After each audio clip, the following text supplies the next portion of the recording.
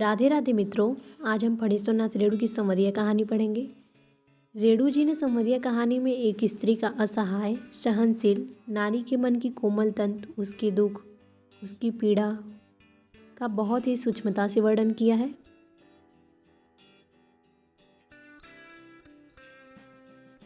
संवदीय कहानी एक अत्यंत मार्मिक कहानी है और संवाद या समाचार ले जाने वाले व्यक्ति को संवदीय कहा जाता है। तो आइए शुरू करते हैं। हरगोविंद को अचरज हुआ तो आज भी किसी को संवदीय की जरूरत पड़ सकती है। इस जमाने में जबकि गांव-गांव में डाकघर खुल गए हैं, संवदीय के मार्फत संवाद क्यों भेजेगा कोई। आज तो आदमी घर बैठे ही लंका तक खबर भेज सकता है और वहां का कुशल संवाद मंगा सकता है, फिर उसकी बुलावट क्यों हुई। हरगोविंद बड़ी हवेली की टूटी ड्योढ़ी पार कर अंदर गया। सदा की भांति उसने वातावरण को सूंघकर संवाद का अंदाज लगाया। निश्चय ही कोई गुप्त समाचार ले जाना है। चांद सूरज को भी नहीं मालूम हो, परेवा पक्षी तक न जाने। पाँव लागी बड़ी बहुरिया। बड़ी हवेली की बड़ी बहुरिया ने हरगोविंद को पीढ़ी दी और आंख के इशारे कुछ देर चुपचाप बैठने को कहा। बड़ी हवेली अब नाम मात्र को ही बड़ी हवेली है, जहाँ दिन रात नौकर नौकरानियों और जन मजदूरों की भीड़ लगी रहती थी। वहाँ आज हवेली की बड़ी बहुरिया अपने हाथ से सूपा में अनाज लेकर फटक रही है। इन हाथों में सिर्फ मेहंदी लगाकर ही गांव की नाइन परिवार पालती थी। कहाँ गए वे दिन। हरगोविंद ने लंबी सांस ली। बड़े भैया के मरने के बाद ही जैसे सब खेल खत्म हो गया। तीनों भाइयों ने आपस में लड़ाई झगड़ा शुरू किया। रैयतों ने जमीन पर दावे करके दखल किया। फिर तीनों भाई गांव छोड़कर शहर में जा बसे। रह गई बड़ी बहुरिया, कहाँ जाती बेचारी। भगवान भले आदमी को ही कष्ट देते हैं, नहीं तो 1 घंटे की बीमारी में बड़े भैया क्यों मरते। बड़ी बहुरिया की देह से जेवर खींच छीनकर बंटवारे की लीला हुई थी। हरगोविंद ने देखी अपनी आंखों से द्रौपदी चीरहरण लीला। बनारसी साड़ी को 3 टुकड़े करके बंटवारा किया था निर्दय भाइयों ने। बेचारी बड़ी बहुरिया। गांव की मुदियाइन बूढ़ी न जाने कब से आंगन में बैठकर बड़बड़ा रही थी। उधार का सौदा खाने में बड़ा मीठा लगता है और दाम देते समय मुदियाइन की बात कड़वी लगती है। मैं आज दाम लेकर ही उठूंगी। बड़ी बहुरिया ने कोई जवाब नहीं दिया। हरगोविंद ने फिर लंबी सांस ली। जब तक यह मुदियाइन आंगन से नहीं टलती, बड़ी बहुरिया हरगोविंद से कुछ नहीं बोलेंगी।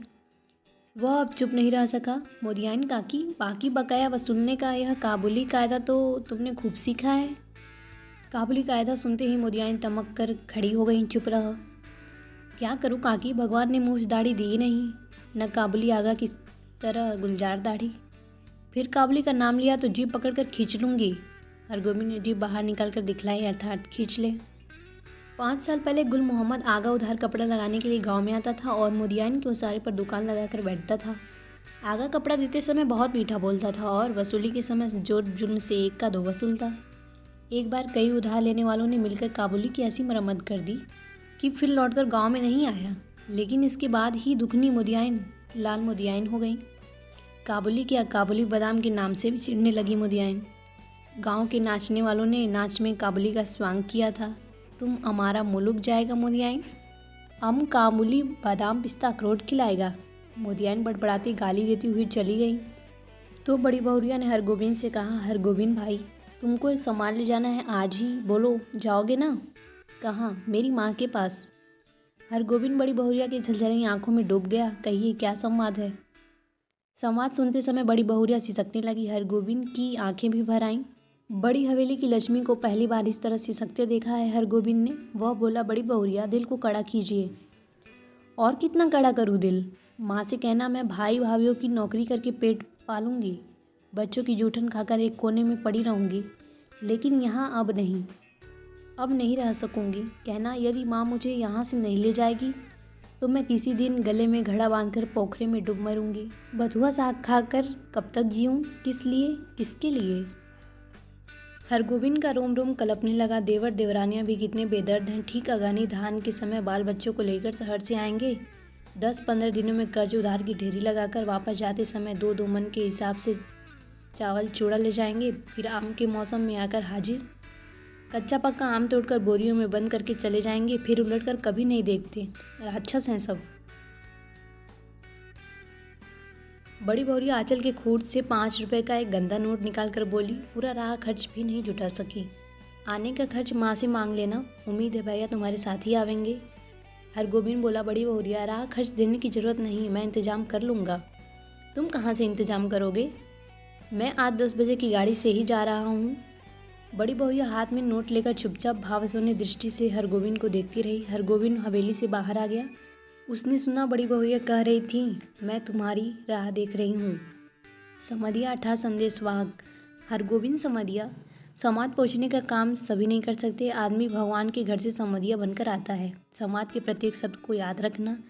जिस सुर और स्वर में समाज सुनाया गया है, ठीक उसी ढंग से जाकर सुनाना सहज काम नहीं।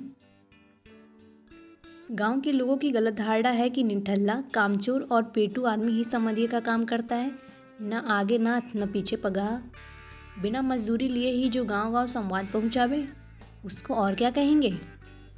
औरतों का गुलाम। जरा सी मीठी बोली सुनकर ही नशे में आ जाए, ऐसे मर्द को भी भला मर्द कहेंगे? किंतु गांव में कौन ऐसा है जिसके घर की माँ, बहू, बेटी का संवाद हरगोविंद ने नहीं पहुंचाया है?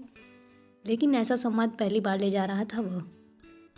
गाड़ी पर सवार होते ही हरगोविंद को पुराने दिनों और संवादों की याद आने लगी। एक करुण गीत की भूली हुई कड़ी फिर उसके कानों के पास गूंजने लगी। पया पड़ू, दाढ़ी धरूं, हमारो संवाद ले ले जाऊ रे समधिया। बड़ी बहुरिया के संवाद का प्रत्येक शब्द उसके मन में कांटे की तरह चुभ रहा है। किसके भरोसे यहाँ रहूंगी? एक नौकर था, वो भी कल भाग गया। गाय खूंटे से बधी भूखी प्यासे ही कर रही है, मैं किसके लिए इतना दुख झेलूं? हरगोविंद ने अपने पास बैठे हुए एक यात्री से पूछा, क्यों भाई साहब, थाना बीरपुर में डाक गाड़ी रुकती है या नहीं? यात्री ने मानो कुढ़क कर कहा, थाना बीरपुर में सभी गाड़ियाँ रुकती हैं। हरगोविंद ने भांप लिया, यह आदमी चिड़चिड़े स्वभाव का है, इससे कोई बातचीत नहीं जमेगी। वह फिर बड़ी बहुरिया के संवाद को मन दोहराने लगा, लेकिन संवाद सुनाते समय वह अपने कलेजे को कैसे संभाल सकेगा? बड़ी बहुरिया संवाद कहते समय जहाँ जहाँ रोई है वहाँ वह भी रोएगा।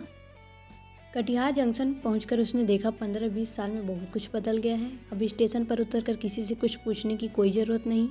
गाड़ी पहुंची और तुरंत भोपे से आवाज़ अपने आप निकलने लगी। थाना बीरपुर, खगड़िया और बरौनी जाने वाले यात्री 3 नंबर प्लेटफार्म पर चले जाएं, गाड़ी लगी हुई है। हरगोविंद प्रसन्न हुआ। कटिहार पहुंचने के बाद ही मालूम होता है कि सचमुच सुराज हुआ है। इसके पहले कटिहार पहुंचकर किस गाड़ी में चढ़े हैं और किधर जाएं, इस पूछताछ में ही कितनी बार उसकी गाड़ी छूट गई है। गाड़ी बदलने के बाद फिर बड़ी बहुरिया का करुण मुखड़ा उसकी आंखों के सामने उभर गया। हरगोविंद भाई माँ से कहना, भगवान ने आंखें फेर ली, लेकिन मेरी माँ तो है। किस लिए, किसके लिए मैं बथुआ साग खाकर कब तक जीऊँ? थाना बीरपुर स्टेशन पर गाड़ी पहुंची तो हरगोविंद का जी भारी हो गया। इसके पहले भी कई भला बुरा संवाद लेकर इस गांव में आया है, कभी ऐसा नहीं हुआ। उसके पैर गांव की ओर बढ़ ही नहीं रहे थे। इसी पगडंडी से बड़ी बहुरिया अपने मैके लौट आवेगी, गांव छोड़कर चली जाएगी, फिर कभी नहीं आवेगी। हरगोविंद का मन कलपने लगा। तब गांव में क्या रह जाएगा? गांव की लक्ष्मी ही गांव छोड़कर जावेगी? किस मुंह से वह ऐसा संवाद सुनाएगा? कैसे कहेगा कि बड़ी बहुरिया बथुआ साग खाकर गुजारा कर रही है? सुनने वाले हरगोविंद के गांव का नाम लेकर थूकेंगे, कैसा गांव है जहां लक्ष्मी जैसी बहुरिया दुख भोग रही है?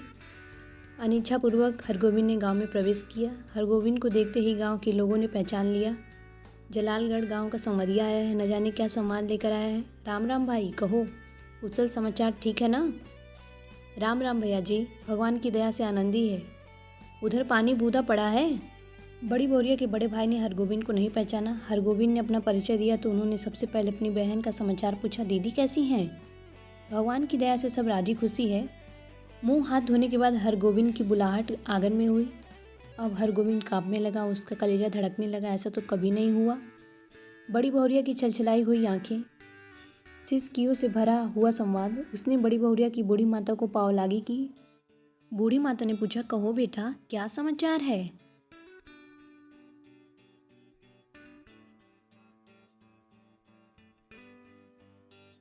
माए जी, आपके आशीर्वाद से सब ठीक है। कोई संवाद? संवाद जी, संवाद तो कोई नहीं। मैं कल सिरसिया गांव आया था तो सोचा कि एक बार चलकर आप लोगों का दर्शन कर लूं। बूढ़ी माता हरगोविंद की बात सुनकर कुछ उदास सी हो गई। तो तुम कोई संवाद लेकर नहीं आए हो? जी नहीं, कोई संवाद नहीं। ऐसे बड़ी बहुरिया ने कहा है कि यदि छुट्टी हुई तो दशहरा के समय गंगा जी के मेले में आकर माँ से भेंट मुलाकात कर जाऊंगी। बूढ़ी माता चुप रही। हरगोविंद बोला, छुट्टी कैसे मिले? सारी गृहस्थी बड़ी बहुरिया के ऊपर ही है। बूढ़ी माता बोली, मैं तो बबुआ से कह रही थी कि जाकर दीदी को लिवा लाओ, यहीं रहेंगी।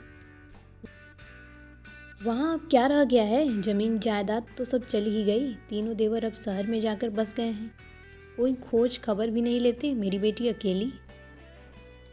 नहीं माँ जी, ज़मीन जायदाद अभी भी कुछ कम नहीं, जो है वही बहुत है। टूट भी गई है तो आखिर बड़ी हवेली ही। समांग नहीं है, यह बात ठीक है, मगर बड़ी बहुरिया का तो सारा गांव ही परिवार है। हमारे गांव की लक्ष्मी है बड़ी बहुरिया। गांव की लक्ष्मी गांव को छोड़कर शहर कैसे जाएगी? यूँ देवर लोग हर बार आकर ले जाने की जिद करते हैं। बूढ़ी माता ने अपने हाथ हरगोबिंद को जलपान ला कर दिया। पहले थोड़ा जलपान कर लो बबुआ।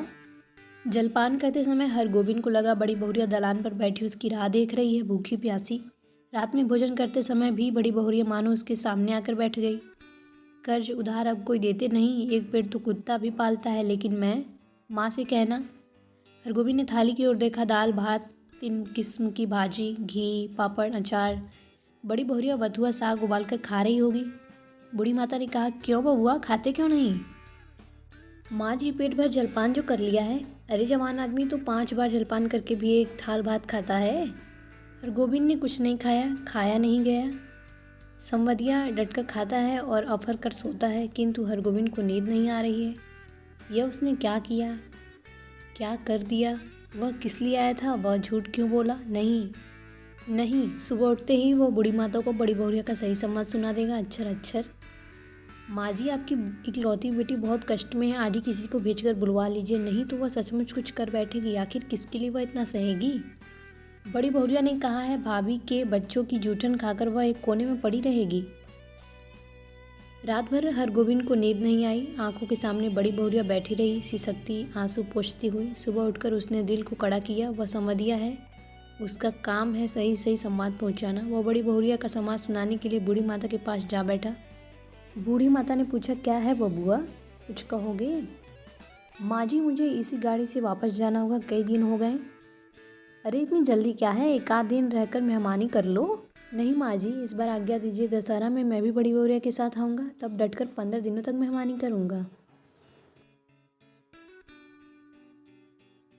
बूढ़ी माता बोली, ऐसी जल्दी थी तो आए ही क्यों? सोचा था बिटिया के लिए दही चूड़ा भेजूंगी। सो दही तो नहीं हो सकेगा आज। थोड़ा चूड़ा है बासमती धान का, लेते जाओ। चूड़ा की पोटली बगल में लेकर हरगोबिंद आंगन से निकला तो बड़ी बहुरिया के बड़े भाई ने पूछा, क्यों भाई, राह खर्च तो है? हरगोबिंद बोला, भैया जी, आपकी दुआ से किसी बात की कमी नहीं। स्टेशन पर पहुंचकर हरगोबिंद ने हिसाब किया। उसके पास जितने पैसे हैं उससे कटिहार तक का ही टिकट वह खरीद सकेगा, और यदि चौनी नकली साबित हुई तो सैमापुर तक ही। बिना टिकट के वह एक स्टेशन भी नहीं जा सकेगा। डर के मारे उसकी देह का आधा खून सूख जाएगा। गाड़ी में बैठते ही उसकी हालत अजीब हो गई। वह कहाँ आया था, क्या करके जा रहा है, और बड़ी बहुरिया को क्या जवाब देगा? यदि गाड़ी में निर्गुण गाने वाला सूरदास नहीं आता तो न जाने उसकी क्या हालत होती। सूरदास के गीतों को सुनकर उसका जी स्थिर हुआ थोड़ा कि आहो रामा नहरा को सुख सपन भयो, अब देश पिया को डोलिया चली। भाई रो मत, यह कर्म की गति। सूरदास चला गया तो उसके मन में बैठी बड़ी बहुरिया फिर रोने लगी। किसके लिए इतना दुख सहूं? 5 बजे भोर में वह कटिहार स्टेशन पहुंचा। भोपे से आवाज़ आ रही थी, बैरगादी, कुसियार और जलालगढ़ जाने वाले यात्री 1 नंबर प्लेटफार्म पर चले जाएं। हरगोबिंद को जलालगढ़ जाना है, किंतु वह 1 नंबर प्लेटफार्म पर कैसे जाएगा? उसके पास तो कटिहार तक का ही टिकट है। जलालगढ़ 20 कोस। बड़ी बहुरिया राह देख रही होगी। 20 कोस की मंजिल भी कोई दूर की मंजिल है, वह पैदल ही जाएगा। हरगोबिंद महावीर विक्रम बजरंगी का नाम लेकर पैदल ही चल पड़ा। 10 कोस तक वह मानो बाहीं के झोंके पर रहा। कस्बा शहर पहुंचकर उसने पेट भर पानी पी लिया। पोटली में नाक लगाकर सूंघा, आहा, बासमती धान का चूड़ा है, माँ की सौगात बेटी के लिए। नहीं, वह इससे एक मुट्ठी भी नहीं खा सकेगा। किंतु वह क्या जवाब देगा बड़ी बहुरिया को? उसके पैर लड़खड़ाए। अभी वह कुछ नहीं सोचेगा, अभी सिर्फ चलना है, जल्दी पहुंचना है गांव। बड़ी बहुरिया की डबडबाई हुई आंखें उसको गांव की ओर खींच रही थी। मैं बैठी राह ताकती रहूंगी। 15 कोस। माँ से कहना, अब नहीं रह सकूंगी। 16, 17, 18 जलालगढ़ स्टेशन का सिग्नल दिखाई पड़ता है। गांव का ताड़ सिर ऊंचा करके उसकी चाल को देख रहा है। उसी ताड़ के नीचे बड़ी हवेली के दालान पर चुपचाप टकटकी लगाकर देख रही है बड़ी बहुरिया। भूखी प्यासी, हमरो संभाल ले जाहू रे समदिया। लेकिन यह कहाँ चला आया हरगोबिंद? यह कौन गांव है? पहली सांझ में ही अमावस्या का अंधकार। किस राह से वह किधर जा रहा है? नदी है। कहाँ से आ गई नदी? नदी नहीं, खेत है। ये झोपड़े हैं या हाथियों का झुंड? ताड़ का पेड़ किधर गया? वह राह भूल कर न जाने कहाँ भटक गया। इस गांव में आदमी नहीं रहते हैं क्या? कहीं कोई रोशनी नहीं, किससे पूछे कहाँ? वह रोशनी है या आंखें? वह खड़ा है या चल रहा है? वह गाड़ी में है या धरती पर? हरगोविंद भाई आ गए? बड़ी बहुरिया की बोली। क्या कटिहार स्टेशन का भोपा बोल रहा है? हरगोविंद भाई, क्या हुआ तुमको? हरगोविंद रास्ते में चलते चलते बेहोश हो जाता है। बड़ी बहुरिया, हरगोविंद ने हाथ से टटोल कर देखा, वह बिछावन पर लेटा हुआ है। सामने बैठी छाया को छूकर बोला, बड़ी बहुरिया।